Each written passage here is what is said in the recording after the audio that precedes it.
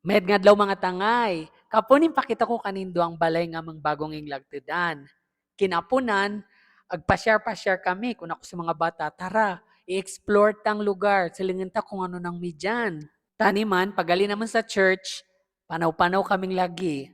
Rin nagulpian ako talaga. Ang tinlugali digi sa likod, tula dyang view. Kaya siguro kung sa Pilipinas lamang, ag-viral nga talaga, pati idadayon ngod ang mga turista. Pero digi kananda, medyo ngarangad talaga, ing-ignore ang dala mga tula dya katitilo mga view.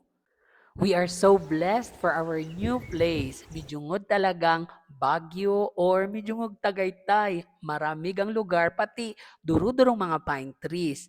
Urugurugo nindo mga tangay, diyan sa likod lamang. Kung sisilingan mo, kaguban. Pero makikita mo talaga ang overlooking view. Durong katinlo. Tadaging ani midyungod ang bato ni Ningning talaga. Tapos tuladan katinlo mong makikita mga building ang city center. Pero bayadiging lilubas-lubas ang lamang ang mga tao dya. Papalikay-likayan ang dalamang. Pero kanatang mga Pinoy, durong ka-valuable dya. Perfect talaga for photoshoot. Dumduman kung talaga kang BFF/best enemy si Patricio Lim. Ori kung digi ka lamang pat, siguro yung sarak-sarak mo ro dya. Ganoy-ganoy mo ro siguro ang mga bata digi. Kung ano nuro digi mo mga nakarabulan picture. Sarap ang interesting digi ang weather. Ay talagang hindi ka nguyulasan.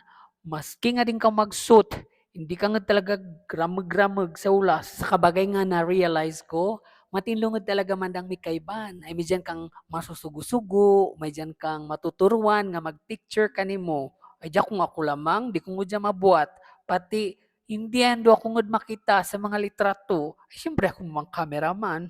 Tay daddy, med nga ni may mga bata rin akong mati-train. Pasensya ka mo lamang sa kang videographer, medyo agakulkag pa ng alima, pati hindi ta napakawala magbuli video. Pero okay ron da. Tadan lang akong kwento. Bye-bye for now. God bless everyone. Au revoir.